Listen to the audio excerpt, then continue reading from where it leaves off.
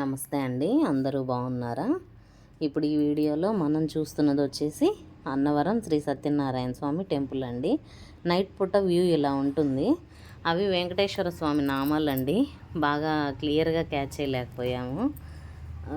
ట్రైన్లో వెళ్ళేటప్పుడు ఇలా ఉంటుంది. అది ఆ నామాలను బాగా చూపించాలని ట్రై చేసాం కానీ అవ్వలేదు. సో ఏదో వచ్చినంత వరకు అలా తీసామండి. నెక్స్ట్ వచ్చేసి అన్నవరంలోకి ఎంటర్ అయిన తర్వాత కేశఖండనశాలకి వెళ్ళాము. కేశఖండనశాలకి ఆపోజిట్లోనే టికెట్ కౌంటర్ ఉంటుందండి.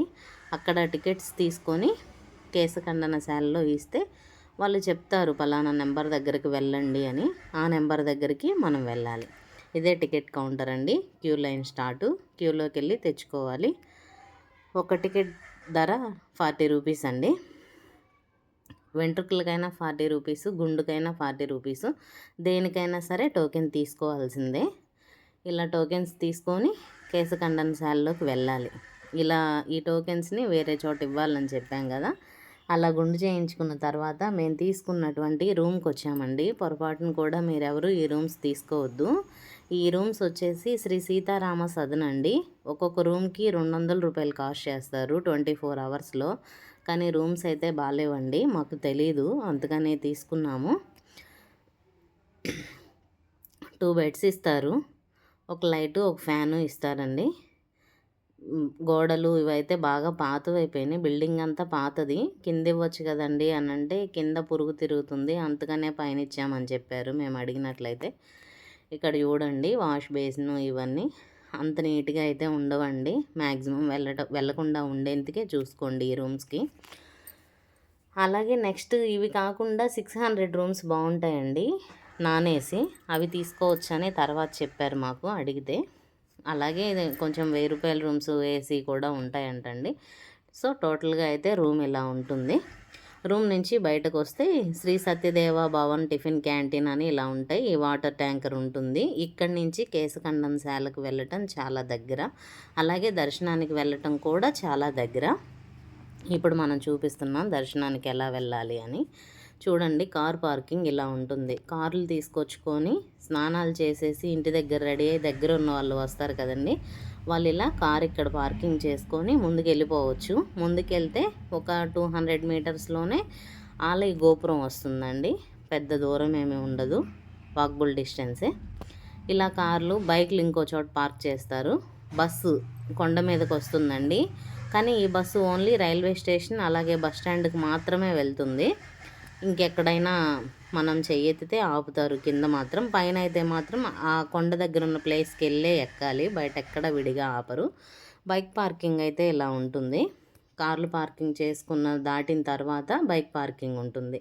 ఇలా ఇంటి దగ్గర నుంచి రెడీ అయ్యి బైకుల మీద వస్తే బైక్ ఇక్కడ పెట్టేసుకొని వెళ్ళొచ్చు. ఇప్పుడు మనం చూపిస్తున్నాం కదండి వైట్గా గోపురం, అదే గోపురం. అంటే మనం స్టార్ట్ అవ్వాల్సింది అక్కడి నుంచే దర్శనానికి.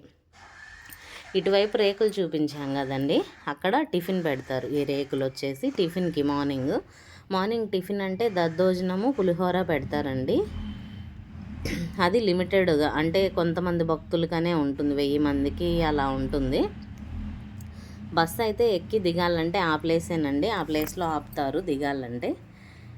ఇలా ముందుకు వచ్చిన తర్వాత గోపురం దగ్గరికి వెళ్తే, మేము వెళ్ళిన రోజు గురు పౌర్ణమి అండి, అందుకని చాలామంది భక్తులు వచ్చున్నారు. గురు పౌర్ణమి సందర్భంగా కోలాటం భక్తులు కూడా వచ్చారు. ఆ రోజు తిరుపతి నుంచి ఆనంద దీక్షితులు గారు అనేవారు కూడా వచ్చారండి. ఆయన కోలాటానికి పెద్దట, అతను రావటం జరిగింది. ఇలా గోపురం పక్కనే జలప్రసాదం ఉంటుందండి, ఆ వాటర్ పట్టుకొని తాగొచ్చు. కానీ మినరల్ వాటర్ కాదు, నార్మల్ వాటరే. ఇప్పుడు మనం చూపిస్తున్నాం కదండి పందిరికి తర్వాత ఉన్నది, అక్కడ 300 రూపాయల వ్రతాలు జరుగుతాయి. ఈ 300 రూపాయల వ్రతంలో ఇలా కూర్చోబెట్టి చేస్తారు. కానీ వీడియో తీయొద్దు అని అన్నారండి, అందుకని నేను క్లారిటీగా తీయలేకపోయాను, కొంచెం మాత్రమే చూపించాను. ఇలా బయటకు వస్తుంటే ఆనంద దీక్షితులు గారిని తీసుకొని వస్తున్నారు కోలాట సభ్యులందరూ. వాళ్ళు కోలాటాలు వేసుకుంటూ వచ్చారండి. అన్నవరంలో వేద పాఠశాలలో 28 మంది పిల్లలు వేదం నేర్చుకుంటున్నారంటండి. ఆ 28 మంది పిల్లలు వాళ్ళ గురువులు వాళ్ళందరూ ఇలా మంత్రాలతోటి వచ్చారు. వాళ్ళు చెప్పే మంత్రాలని మీకు వినిపించాలి అని ట్రై చేశాను, కానీ ఇంతకుముందు వీడియో మొత్తము ఆన్ అవుతుందండి చేస్తే, అందుకోసమనే చేయలేకపోయాను. ఇలా వీళ్ళందరూ వచ్చారు కదండి. నెక్స్ట్ వచ్చేసి ఈ వ్రతం అయిపోయిన తర్వాత మనం దర్శనానికి దారి చూపిద్దామండి. ఇక్కడ చూడండి రాసున్నారు శీఘ్ర దర్శనం కౌంటర్ అని. అంటే దర్శనం త్వరగా చేసుకోవాలి అని అనుకుంటే అక్కడ టికెట్లు తీసుకొని బయలుదేరి వెళ్ళాలి. ఇప్పుడు మనం చెప్పాం కదండి తిరుపతి నుంచి స్వామివారు వచ్చారు అనని. ఇది ఆయన గురు పౌర్ణమి రోజు వ్యాస మహర్షి జయంతి కదండి. అందుకని వ్యాస మహర్షిని ఇలాగా గుడి చుట్టూరు ప్రదక్షిణ చేశారు పంతులు గారులు వేద మంత్రాలతోటి పండితులందరూ కలిసిను. అలాగా ఈ ప్రదక్షిణలు అయిపోయేంతలోపు మేము దర్శనం చేసుకొని వచ్చామండి. దర్శనానికి వెళ్ళటం చాలా సులువండి, కానీ దర్శనానికి ఫోన్లు ఎలౌ చేయరు. కానీ దర్శనానికి వెళ్ళే ముందుగా ఫోన్స్ తీసుకునే కౌంటర్ ఉంటుంది. ఆ కౌంటర్లో మనం మొబైల్స్ అన్నీ ఇచ్చేసి వెళ్ళాలి. వ్యాస మహర్షిని ఒకసారి మీరు కూడా స్మరించుకోండి. ఇప్పుడు మనం దర్శనానికి వెళ్దాం. ఈ దర్శనానికి వెళ్ళేటప్పుడు ముందుగానే ఫోన్స్ ఇచ్చేసాము. తిరుపతిలో లాగా 2-3 టైమ్స్ వాటర్ అయితే ఇస్తారండి. దర్శనానికి గోపురం ముందు నుంచి వెళ్ళాలి. ఇప్పుడు మనం అలానే వెళ్తున్నాం చూడండి. ఈ గోపురం ముందు నుంచి దర్శనానికి వెళ్తున్నాం. ఇలా దర్శనానికి వెళ్ళటానికి చాలా ఈజీ అయిందేనండి. అన్నవరం రావాలి అని అనుకుంటే మాత్రం ముందుగా అయినా టికెట్స్ బుక్ చేసుకోవచ్చు, రూమ్స్ బుక్ చేసుకోవచ్చు. ఒకవేళ అవ్వకపోయినా పెద్దగా ప్రాబ్లం ఏమి ఉండదండి, దొరుకుతాయి. ఇక్కడ చూసారు కదండి కెమెరాలు, సెల్ ఫోన్స్ భద్రపరచే స్థలం అని. ఈ కౌంటర్లో ఇచ్చేస్తే ఉచిత దర్శనం పక్కగానే ఉంటుంది. అలా దర్శనానికి వెళ్ళొచ్చాము మేము. దర్శనానికి వెళ్ళొచ్చిన తర్వాత మొబైల్స్ తీసుకొని కొన్ని ప్లేస్లు అందరికీ తెలియాలి కదా అని తీసామండి. వీళ్ళు ఇంకో కోలాట బృంద సభ్యులండి.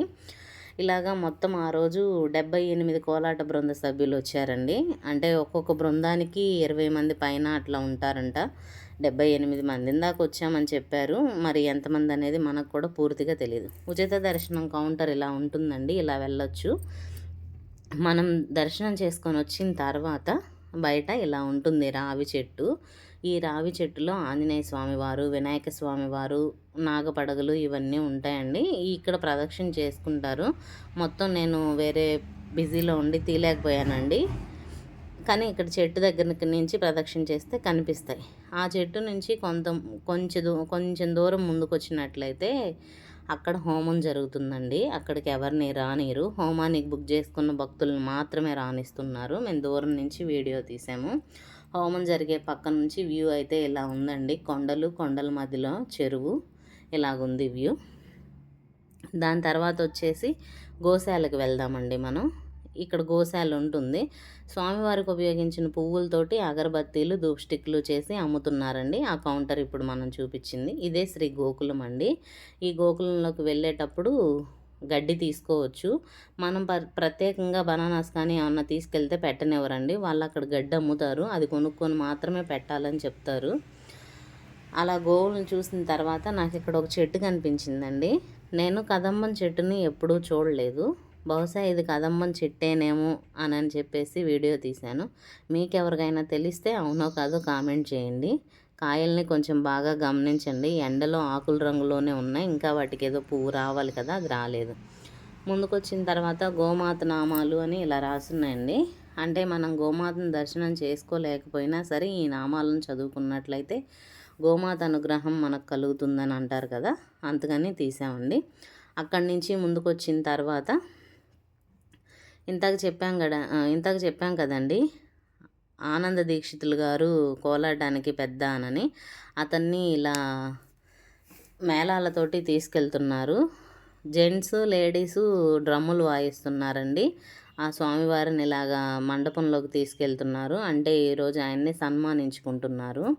ప్రతి గురు పౌర్ణిమ రోజు ప్రతి సంవత్సరానికి ఒక్కొక్కసారి ఒక్కొక్క టెంపుల్కి వెళ్తారంటండి ఆయన. ఈసారి అన్నవరం వచ్చారంట. అది ఆ రోజు కొంచెం ప్లస్.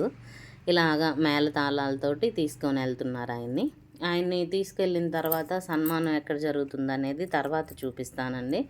ఇప్పుడైతే ఫస్ట్ ఇక్కడి నుంచి దగ్గరగా ఉన్న ఏరియా ఏంటంటే అన్నప్రాసన, నామకరణం, అక్షరాభ్యాసం ఇవన్నీ జరిగే హాల్ అండి.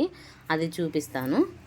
ఈ అన్నప్రాసన్న, అక్షరాభ్యాసము, అలాగే నామకరణము ఇవన్నీ ఒకే చోట జరుగుతాయండి. ఒకటే హాల్లో ఇచ్చారు. ఆల్రెడీ వేరే వాళ్ళకి జరుగుతుంది అక్షరాభ్యాసము. అది ఒకసారి అన్నప్రాసన్న అండి జరుగుతుంది. సారీ, అక్షరాభ్యాసం కాదు. అది చూడండి. అది చూసిన తర్వాత మనం ఈ పంతులు గారిని ఎక్కడ సన్మానం చేస్తున్నారు, ఎంతమంది కోలాట బృంద సభ్యులు వచ్చారనేది చూపిస్తాను. ఇలాగా అన్నప్రాసన హాల్ అయితే ఇలా ఉంటుందండి. ఎవరైనా సరే మాకు అన్నప్రాసన ఉంది అని అంటే పంతులు గారు వచ్చి ఇలా చేపిస్తారు. ఇక్కడి నుంచి మేము గురువందన మహోత్సవ ప్రోగ్రాం దగ్గరకు వచ్చామండి. గురువందన మహోత్సవ ప్రోగ్రాంలోనే గురువుగారిని సన్మానం చేసుకుంటున్నారు. చూడండి కోలాటం భక్తులు ఎంతమంది ఉన్నారో. అక్కడికి ఒక ఆకాశవాణిలో పాటలు పాడతారంటండి. మేడం గారి పేరు జమున అని చెప్పారు. ఆవిడ కూడా వచ్చారండి. వీళ్ళందరూ పాటలు పాడి సన్మానాలు గురువుగారికి చేసుకున్నారు. మీరు కూడా చూడండి. కోలాటం భక్తులైతే చాలామంది వచ్చారండి. నిజంగా కోలాటం నేర్చుకోవటం కూడా ఒక మంచి వరమే. మీలో ఎవరైనా కోలాట ప్రియులు ఉంటే లైక్ వేయండి. అలాగే చూస్తారు కదా ఎన్ని వేల మంది భక్తులు ఉన్నారండి గురు పౌర్ణమి సందర్భంగా అన్నవరంలో. ఆ రోజు చూడటానికి కనుల పండుగగా ఉంది. ఇక్కడి నుంచి మేము ఇది చూసుకొని అన్నప్రసాదానికి బయలుదేరామండి. అన్నప్రసాదం కౌంటరు దీనికి కొంచెం దూరంలోనే ఉంటుంది. ఇవన్నీ వాకబుల్ డిస్టెన్స్ ఏనండి. పెద్ద పెద్ద దూరాలు వెళ్ళాలి, ఎలా వెళ్దాంలే, ఎక్కడ వెళ్దాంలే అని ఏం అనుకోకుండా వెళ్ళి రావచ్చు.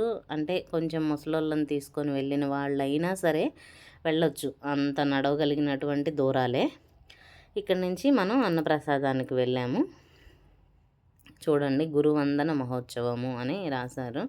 అక్కడ కనిపిస్తున్నారు కదండి కొంచెం ముసల అతనిలాగా ఉన్నతను, అతనే గురువు గారండి. అతని కోసమే ఇంతమంది భక్తులు వచ్చారు. మొదటగా కోలాటం గురువు గారంట అతను. అందుకని అందరూ కోలాటం వాళ్ళే వచ్చారు ఎక్కువగా. ఇక్కడ నుంచి అన్నప్రసాదానికి వెళ్దామని చెప్పాం కదా. ఈ అన్నప్రసాదానికి వెళ్ళేటప్పుడు ఆల్రెడీ వెళ్ళొస్తున్న వాళ్ళు వస్తున్నారు, వెళ్ళే వాళ్ళు వెళ్తున్నారు. ఒక్కొక్క టీము ఒక్కొక్క కలర్ కోడ్ వేసుకున్నారండి. అంటే కొంతమంది మెరూన్ కలరు, ఎల్లో కలరు, కొంతమంది బ్లూ కలర్, కొంతమంది రెడ్ కలర్, కొంతమంది నారాయణపేట శారీస్ వచ్చినాయి కదా గ్రీన్, అవి అట్లా ఒక్కొక్కరు ఒక్కొక్క కలర్ కోడ్ వేసుకున్నారు. అంటే టీం వాళ్ళకు బాగా గుర్తుగా ఉంటుందటండి. వచ్చాము మనం నిత్యాన్న ప్రసాదం ట్రస్ట్ దగ్గరికి. ఈ ట్రస్ట్ ఎలా ఉంటుందంటే మనకి ప్రసాదాలు తయారవుతాయండి పక్కనే ఆపోజిట్లో. ఇవి రెండు అలా ఉంటాయి, గుర్తుపెట్టుకోండి. ప్రసాదం తయారయ్యే కౌంటర్ ఎదురుగానే నిత్యాన్న ప్రసాదం ఉంటుంది. దీనికి వెళ్ళేటప్పుడు తంబేయించుకుంటారండి. ఆ క్లిప్ మిస్ అయింది. అరిటాకులో మాత్రమే భోజనం పెడతారండి. ఇలా గ్లాసులు తీసుకొచ్చి వాటర్ ఇస్తారు. ఆ వాటరే మనం తాగాలి. ప్రతిరోజు 5 రకాల ఐటమ్స్ ఉంటాయంటండి. ఏ రోజు మెను ఆ రోజుదే. ఈరోజు మెను వచ్చేసి పప్పు, వంకాయ, టమాటో కర్రీ,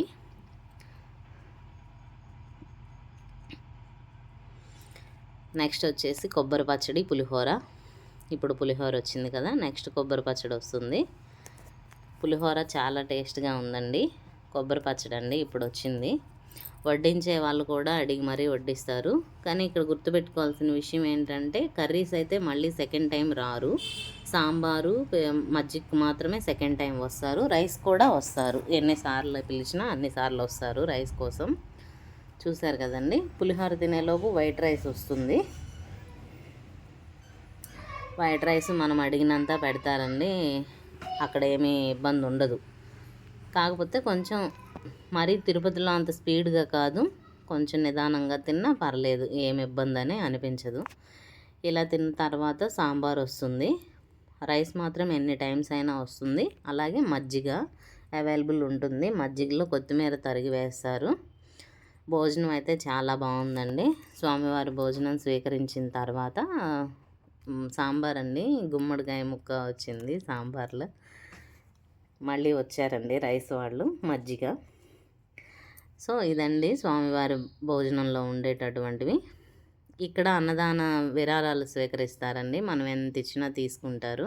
ఇప్పుడు మనం చెప్పాం కదండీ! ఆపోజిట్‌లో స్వామివారి నైవేద్యాలు తయారవుతాయి అనని. అది ఇదే. చూడండి, శ్రీ వీర వెంకట సత్యనారాయణ భూతాది భవనము అని ఉంటుంది. అంటే అక్కడ ప్రసాదాలు తయారు చేస్తారు. చూసారా, శ్రీ స్వామివారి ప్రసాదం అని ఉంది. ట్రక్ వచ్చింది. ప్రసాదాలని ఇలా కావిడిలో పట్టుకొని తీసుకొస్తారండి. కావడి అంటే తెలుసు కదా, మనం భుజం మీద పెట్టుకుంటే ఒక కర్ర ఉంటుంది మధ్యలో, అటువైపు ఇటువైపు కుంచెల్లాగా వస్తాయి. దాంట్లో గంపలు పెట్టుకొని తీసుకొస్తున్నారు, బండిలోకి ఎక్కిస్తున్నారు. అడిగామండి మేము, లోపలికి వెళ్ళి ఒకసారి చూడొచ్చా అంటే కుదరదని చెప్పారు సెక్యూరిటీ వాళ్ళు. సో అందుకనే వెళ్ళలేదు. ఈలోపు రథం మీద స్వామివారు ఊరేగింపుకి వచ్చారండి. ఆయన కూడా ఒక వీడియో తీసాము. ఇలా ఉంటుందండి. మనం తీసుకున్న రూము ముందు ఇలా ఉంటుంది. అది చూపిద్దామని ఇలా వచ్చామన్నమాట. రూమ్కి వచ్చిన తర్వాత మీకు ముందుగానే చూపించాం కదండి రూమ్ ఎలా ఉంటుంది అని. 200 రూపీస్ రూమ్స్ అయితే మాత్రం అంత నీట్గా అయితే లేవు, పర్ఫెక్ట్గా అయితే లేవు. సో కాబట్టి మీరు కొంచెం డబ్బులు ఎక్కువైనా పర్లేదు కానీ 600 దానికి వెళ్ళిపోండి. సిఆర్ఓ ఆఫీస్ దగ్గర ముందుగానే మనం రూమ్ తీసుకోవాలి. 600 రూపీస్కి అయితే 1200 రూపీస్ కట్టాలి. 200 రూపీస్ దానికైతే 400 రూపీస్ కట్టాలి. 1000 రూపీస్ దానికైతే 2000 రూపీస్ కట్టాలి. అంటే అలా డబల్ కడితే మనం ఒక నైట్ ఉన్నాక మనకి హాఫ్ అమౌంట్ ఇస్తారండి. మిగిలిన హాఫ్ అమౌంట్ వాళ్ళు తీసుకుంటారు మనకు రూమ్ ఇచ్చినందుకు. ఇప్పుడు మేము బయటకు వచ్చామండి, గుడి నుంచి బయటకు వచ్చిన తర్వాత ఏదైనా తిందాము, ఈవినింగ్ అయింది కదా అని అంటే ఇక్కడ ప్యూర్ వెజ్ మంచూరియా అని ఉంటే ఆగామండి. వీళ్ళు మాత్రం కొటేషన్ ప్రియులండి. మీలో ఎవరైనా కొటేషన్ ప్రియులు ఉంటే ఒక లైక్ వేసుకోండి. చూడు తమ్ముడు, భార్య సంతోషంగా ఉంటే భర్త కూడా సంతోషంగా ఉంటాడు, కానీ భర్త సంతోషంగా ఉంటే భార్య మాత్రం అనుమానంతో ఉంటుంది అంట. మగవాళ్ళు దేవుళ్ళు లాంటి వాళ్ళు అంటండి. భర్త కొట్టాడని వదిలేసిన భార్యలు ఉన్నారు, కానీ భార్య కొట్టిందని వదిలేసిన భర్తలు మాత్రం లేరంట. మంచి మంచి కొటేషన్స్ అయితే ఉన్నాయండి. అలాగే క్వాంటిటీ తక్కువ ఇస్తాడని ముందుగానే ఇంటిస్తున్నాడు మనకి. క్వాంటిటీ ఏంటంటే 30 రూపీస్ అండి కాస్ట్, క్వాంటిటీ కొంచెం తక్కువ. అందుకనే అతను దాని మీద రాశాడు క్వాలిటీ ఫస్ట్, క్వాంటిటీ నెక్స్ట్ అని. మీరు ఎవరైనా అన్నవరం వస్తే ఇవి చూడండి ఒకసారి. మాకైతే ఈ కొటేషన్స్ బాగా నచ్చినాయండి, అందుకని చెప్పేసి వీడియో తీసాము.